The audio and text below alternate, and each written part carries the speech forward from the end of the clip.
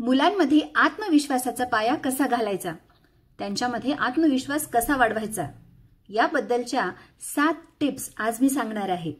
नमस्कार, मी प्रिया शेखर। माझ्या चॅनलवर तुमचं मनापासून स्वागत करते, जिथे आपण पालकत्व, मुलांचा विकास आणि कुटुंबातल्या नात्यांबद्दल बोलतो। आणि आज आपण अत्यंत महत्त्वाचा विषय घेऊन आलोय, मुलांमध्ये आत्मविश्वास कसा वाढवायचा। चला सुरू करूया। मुलाच्या चांगल्या गोष्टीवरती लक्ष केंद्रित करा, जसं की तू चित्र छान काढलं आहे, तू पेंटिंग मस्त केली आहे, तुझ्या चित्रात रंगसंगती मस्त वापरली आहे तू। याने काय होईल, मुलामध्ये आत्मविश्वास निर्माण तर होईलच त्या कामाबद्दल, यामुळे त्याला समजेल की त्याचे प्रयत्न महत्त्वाचे आहेत ते। दुसरी टीप आहे, मुलांच्या चुका स्वीकारा आणि त्यांना शिकवा। म्हणजे काय, मुलं चुकतात तेव्हा त्यांच्यावरती ओरडू नका, त्यांना समजवा की तू चुकला, पण आपण यातून काय शिकलो। आणि ही सवय हळूहळू त्यांच्यामध्ये मी पुन्हा प्रयत्न करू शकतो ही भावना निर्माण करेल आणि त्याचा कॉन्फिडन्स लूज होणार नाही।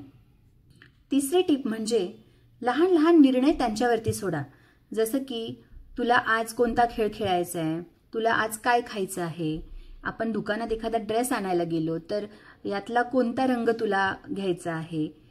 म्हणजे त्यांना आपण निर्णय घेण्याचं जर शिकवलं तर हळूहळू त्यांच्यामध्ये कॉन्फिडन्स वाढत जाईल। चौथी टीप आहे, नकारात्मक शब्द टाळा।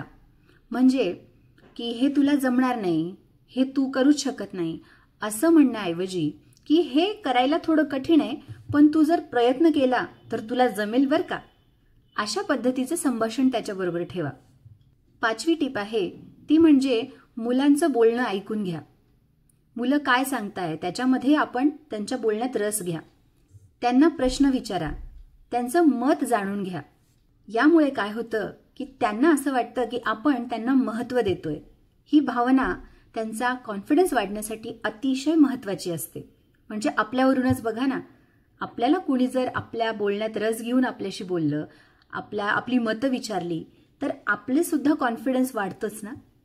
सहावी टीप आहे, मुलाच्या प्रयत्नाचं कौतुक करा, त्याच्या निकालाचं नाही। त्याने 100% अभ्यास केला आणि त्याला आपल्याला हवे तसे जर मार्क पडले नाही तरी चालतील, पण त्याने 100% प्रयत्न केले, त्याच्या प्रयत्नांना अप्रिशिएट करा, प्रोत्साहन द्या। आपल्या मुलाला तू खूप प्रयत्न केलेस हे त्याला सांगणं, जाणवून देणं सुद्धा तितकंच महत्त्वाचं असतं। निकाल त्याचा आपल्या अपेक्षेपेक्षा वेगळा असला, कमी असला तरी सुद्धा आपण केलेली ही प्रशंसा त्याला पुढच्या वेळेला अजून जोमाने प्रयत्न करण्याकरता प्रोत्साहित करते। सातवी आणि शेवटची टिप म्हणजे तुम्ही आत्मविश्वासाने वागा, तुम्ही त्यांचे रोल मॉडेल बना। मुलं हे आपलं पाहूनच शिकत असतात, वागत असतात, बोलत असतात। तुम्ही जर घरात, इतरत्र, बाहेर आत्मविश्वासाने वागलात, राहिलात तर त्यांच्यामध्ये सुद्धा तेवढाच आत्मविश्वास निर्माण होतो। आपल्याकडून नकळत झालेल्या चुका जर आपण सुद्धा मान्य केल्या तर मूल सुद्धा तेच शिकतं। तर या होत्या 7 महत्त्वाच्या आणि सोप्या टिप्स, ज्याने आपलं मूल आत्मविश्वासी बनेल। मला आशा आहे की या टिप्स तुम्हाला आवडल्या असतील आणि तुम्ही याचं इम्प्लिमेंटेशन नक्की कराल।